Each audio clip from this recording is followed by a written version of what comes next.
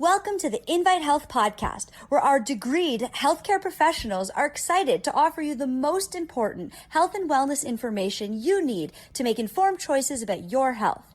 You can learn more about the products discussed in each of these episodes and all that Invite Health has to offer at www.invitehealth.com/podcast.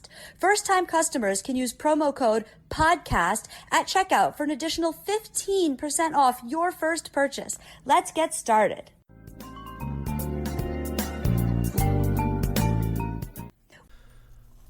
Brain fog is a term used for symptoms that can affect the brain, particular symptoms, certain symptoms, like decreased brain energy, a poor ability to think, reduced ability to focus and concentrate, hard time remembering things and learning.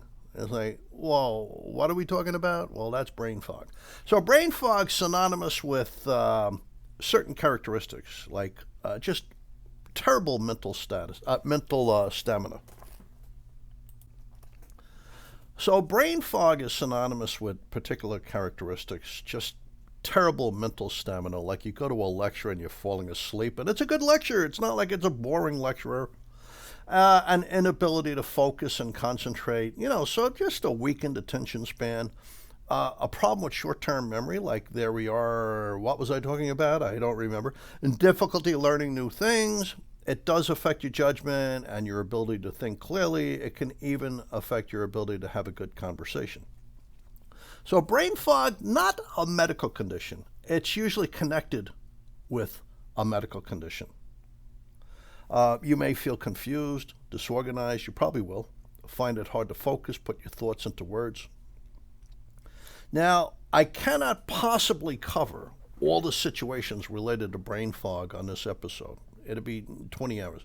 But I will list some of the more common situations, and also I'm going to give you solutions. So welcome to my episode, Help for Brain Fog. My name is Jerry Hickey. I'm a nutritional pharmacist who also is the senior scientific officer over here at Invite Health. Please subscribe to our podcast and please leave us a review. You can also follow us on Facebook, Twitter, and Instagram.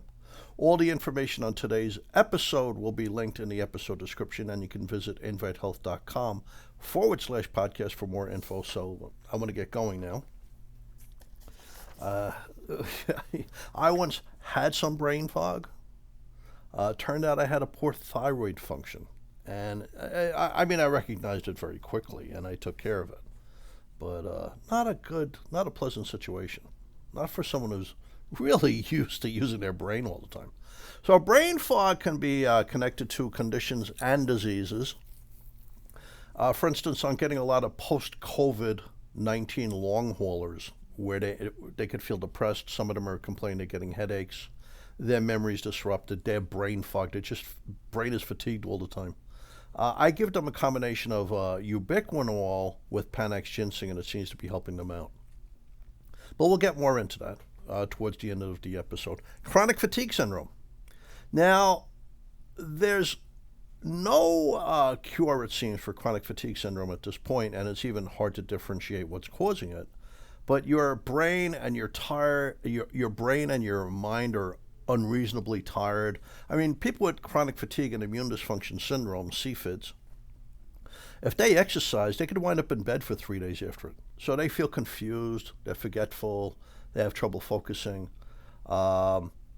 Exercise, talk therapy, physical therapy, and physical training can help.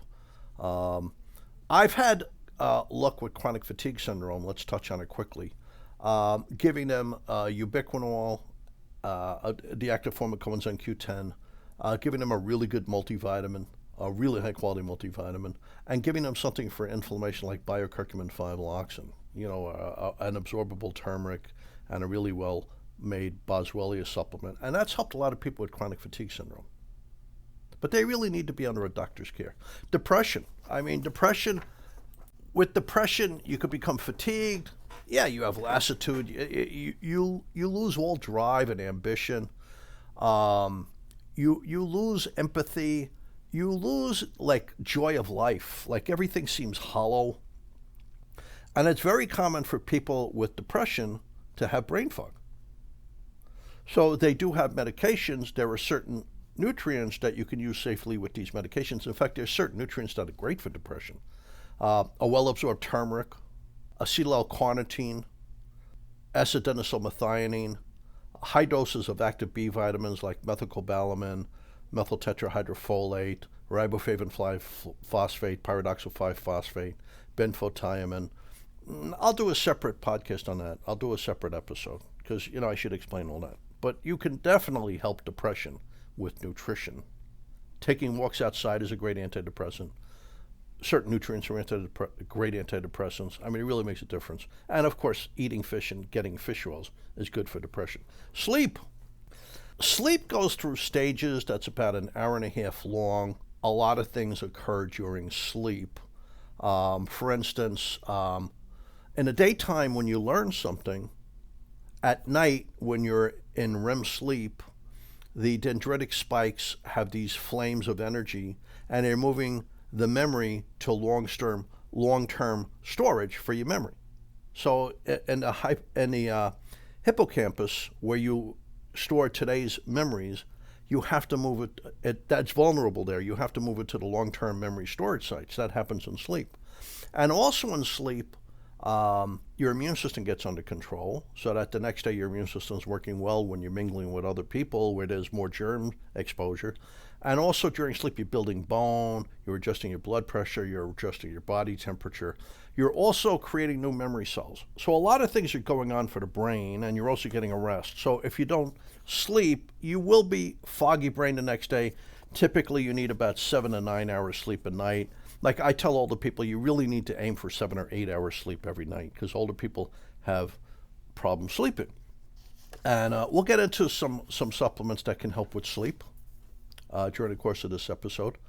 Drugs, that's a whole different conversation. There's many drugs that can lead to brain fatigue, brain fog, memory issues, problem with sleep. I really need to do an entire bunch of episodes on drugs since I am a pharmacist and since I was the chairman of the Society of Natural Pharmacy for natural years. Fibromyalgia.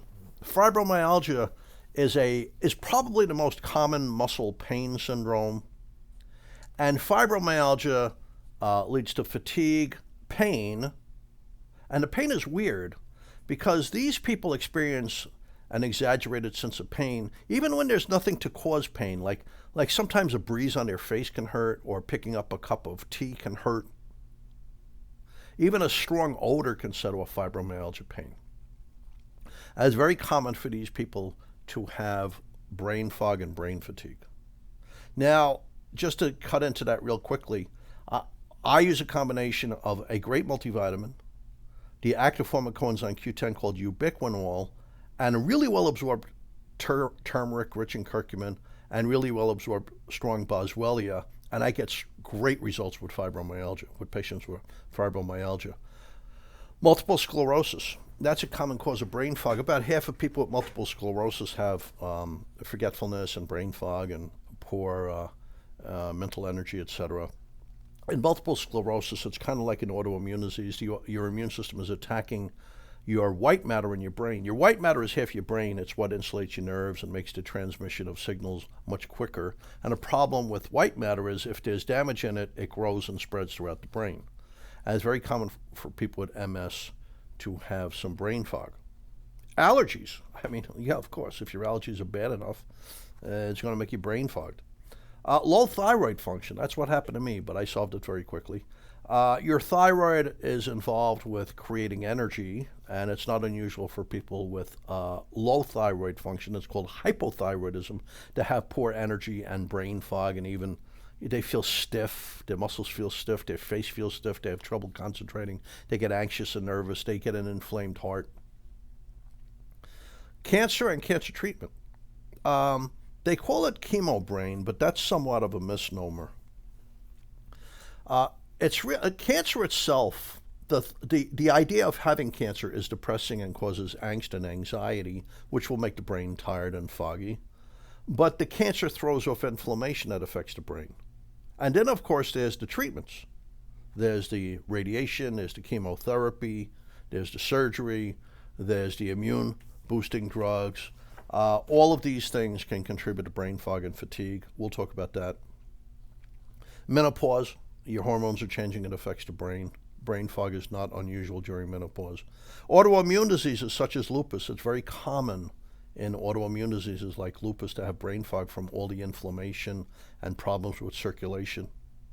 Heavy metals like lead and mercury, you can chelate them out with like British anti-Lewisite or succinic acid, Succimer, and also to supplement NAC, so that could be very helpful.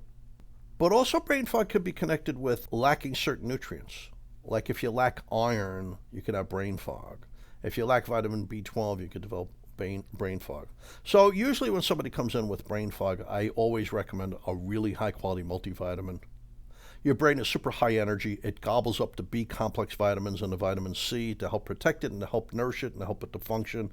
And if you lack these, it's going to contribute, if you have brain fog, lacking these is going to contribute to further worsening of the brain fog. So it might not be a solution, but it's certainly helpful. Now, poor sleep, common cause of brain fog. But of course, you know that's the cause. I mean, you're not sleeping well. So what's good for sleep? The mineral magnesium. In the daytime, magnesium stabilizes your energy. You need magnesium for energy and muscle function, etc. But at night, magnesium allows you to release melatonin. And melatonin sets you up for sleep. Melatonin does a lot of great things. It's involved with building bones. It's involved with your immune system. It's involved with lowering the risk of cancer. It's involved with correcting things in the intestines. If you lack magnesium, it's harder to release melatonin. So magnesium can be helpful for sleep, and so can taking melatonin, and so can CBD. CBD comes from a hemp plant. It doesn't make you high. It's not that stuff that they use at Grateful Dead concerts, which is marijuana. That's different. That's THC, delta-9 tetrahydrocannabinol. That's a different thing. This is hemp, and it has cannabidiol, and that affects CB1 receptor sites in the brain, including in the amygdala, where you sense fear and chronic pain, etc. That's why it's good for fear. It's good for chronic pain. They're investigating it for post-traumatic stress disorder. It's great for anxiety. Maybe not helpful for depression. That's a different thing, but there are supplements that help depression. But CBD relaxes you at bedtime and allows you to sleep better. So combining CBD with melatonin can be great for sleep. The CBD takes care of the stress and all the noise in your brain and calms the brain down and sets you up for sleep, and the melatonin helps put you to sleep. So you get to sleep faster, you sleep longer, you sleep deeper. It's a better level of sleep. Now, what about stress in the daytime? Because that could cause brain fog, or it can at least contribute to it. Well, Ltheanine. Ltheanine is like a moment of zen. I mean, Ltheanine comes out of a tea plant really early on. There's a lot of great things in the tea plant. There's white tea, there's green tea, there's oolong tea, and there's black tea. But early on, you get Ltheanine. And Ltheanine affects GABA adrenergic receptor sites in the brain that calms you down, soothes you, relaxes you. But it doesn't put you to sleep. In other words, if you take about 100 milligrams of melatonin, if you take about 100 milligrams of Ltheanine in the daytime, it relaxes your brain, but yet it improves like your ability to focus and pay attention and your creativity. It's really good.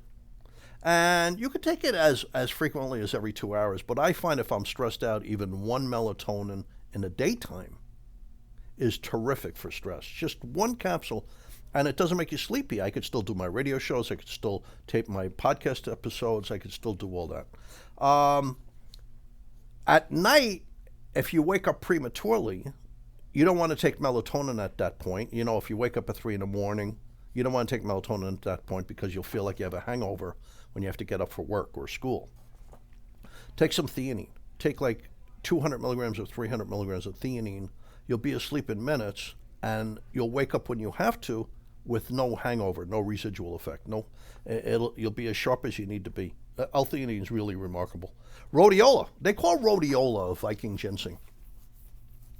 The Vikings took it wherever they went. So rhodiola is growing in Siberia. Rhodiola is growing in Norway and Sweden and Denmark and Finland. Rhodiola is growing in parts of Ireland and Scotland. Rhodiola is growing in Iceland and in Canada, all the places where the Vikings went. It gave them extra stamina and energy. It helped them handle stress. It helped with brain fog. And it helps you from it helps prevent burnout syndrome, where you're just overwhelmed by everything physical and mental and just too much going on. It's really fantastic, rhodiola. And then there's Panax Ginseng. The beauty of Panax Ginseng, it works right away. You take one Panax Ginseng, you're feeling it. Panax Ginseng, it's also called Korean ginseng, Chinese ginseng, and Asian ginseng. It has to be grown for at least 5 years to get enough of the ginsenosides and other ingredients that are great for you. And Panax Ginseng has been shown to be great for physical fatigue, mental energy, memory, focus, attention span, and even the first dosage helps. So like 200 milligrams with breakfast and lunch of Panax Ginseng is fantastic if you have brain fog. Panax Ginseng also helps lower blood pressure a little bit by opening up blood vessel walls. Now, that's important. If the heart's trying to pump blood to your brain and legs and the blood vessels won't respond to it and open up, the heart has to pump harder to get the blood there. That's high blood pressure. When you open up the blood vessels, that helps restore blood pressure back towards normal. And they've shown that in people with high blood pressure, Panax Ginseng can lower the top figure about 6 points and the bottom figure about 5 points, which is beautiful. And it can't cause low blood pressure, so it's safe to add to your high blood pressure medication. Panax Ginseng is so good for fatigue and brain fog that the Mayo Clinic has done studies on it in cancer survivors. And in fact, the Mayo Clinic down in Arizona has reviewed studies and said, hey, there's something to this with energy and stamina and stress. Now, the other thing for stress is CBD, cannabidiol. It's great for stress. And it doesn't put you to sleep, and it's incredibly safe. I mean, you can't overdo CBD. When they use CBD as a drug in kids with epileptic seizures, they use huge amounts of CBD. The amount that is sold by a place like Invite Health, like us, is like 25, 30 milligrams. I mean, it's incredibly safe. Now, what about mental energy? We're back to Panax Ginseng, but also something called acetyl L-carnitine. Acetyl L-carnitine is natural in the brain, and it does magnificent things in your brain. It's involved with brain energy in many ways. It allows you to make glutamate and glutamic acid to kind of wake the brain up and shake the brain up. It allows the brain to use calories for energy, something that starts to fail you as you grow older. In really damaged older brains, it helps the astrocyte immune cells, like all functioning cells of the brain, serve ketones to the memory cells. So literally, Alcor in people with Alzheimer's helps them use ketones. They can no longer use sugar for energy. The primary source of energy in the brain is sugar. So the Alcor will actually feed ketones made out of fats to the brain cells, and that can help people with Alzheimer's think a little bit better. In fact, they've shown in a number of studies that Alcor greatly slows down Alzheimer's disease. And these are studies from like the University of Pittsburgh. I mean, quality research institutions. But Alcor is great for brain energy, and it's really safe. It's good for memory. It's good for all the senses, actually. It's one of the things I use for people with tinnitus, ringing in the ears. So if you listen to our podcast episode on tinnitus, you'll hear me talking about Alcor. It's one of the things I use for people who've lost their sense of smell and taste. It's one of the things I use for people with nerve damage. And like I said, it's one of the things. So for each one of those situations, I use different combinations of nutrients. So for like sciatica going down the leg, coming out of the spine, I'll use Alcor with ALA, biocurcumin 5-loxin. We get great results with that, along with certain stretches. But Alcor is great for mental energy. It's great for depression, and it's really safe. For inflammation can affect the brain. A well-absorbed turmeric, rich in curcumin, there's 2 or 3 of them on the market. Boswellia, that's frankincense. It's rich in ACPA, the major ingredient that's great for brain inflammation. Resveratrol, especially if it's accompanied by grapeseed extract and quercetin. When the researchers saw that resveratrol was good for the brain, they also found out that there's certain things in plants where you find resveratrol that if you pack them together, it amplifies the benefits of the resveratrol for the brain. Now for focus, that would be phosphatidylserine. Phosphatidylserine is an amazing nutrient. There's about 2 ounces in the body. 1 ounce is from the neck down, and it does amazing things. It coordinates your muscles, your nerves, your eyes, your brain. So like if you give an elite athlete more phosphatidylserine, they actually do better at their sport. But it's also the major component in good cholesterol. In good cholesterol called HDL, that helps prevent heart disease. It sucks the fats out of the arteries of the heart. It helps prevent hardening of the arteries. It's the phosphatidylserine. All the metrics that you can measure with HDL cholesterol are dependent on phosphatidylserine. But in the brain, it's a must-have. It gets involved with your brain cells have two outside layers, a bilipid layer. And they have to be rich in phospholipids and certain oils to function well, like fish oils, vegetable oils, phosphatides, certain amino acids like serine, certain B vitamins like choline, and then the brain works well. When you give somebody with poor focus and poor attention span phosphatidylserine about 300 milligrams a day with their breakfast, over time, it's great for their memory, but it's great for their ability to focus and pay attention. Like I even use it in children and adults with ADHD, attention deficit and hyperactive disorder. It helps them sit still, it helps them do better, it helps them focus. It gives them clues on how to act socially. I mean, it really is a good thing. So that's what I do for people with brain fog. And like I said, it depends on what the cause is. It depends on the cause. If you have any questions, you can email me, jhickey@invitehealth.com, or you can even come in. If you're near one of our stores, you can come in and see one of our nutritionists and naturopathic doctors, or me, and also emails right on our website. You can send us an email. So thank you for tuning into today's Invite Health podcast episode. You can find all of our episodes for free wherever you listen to podcasts, or visit invitehealth.com/podcast. Please subscribe and leave us a review. You can also follow us on Twitter, Instagram, and Facebook @InviteHealth. And I hope to see you next time on another episode of the Invite Health podcast. And thank you so much for listening. Jerry Hickey signing off.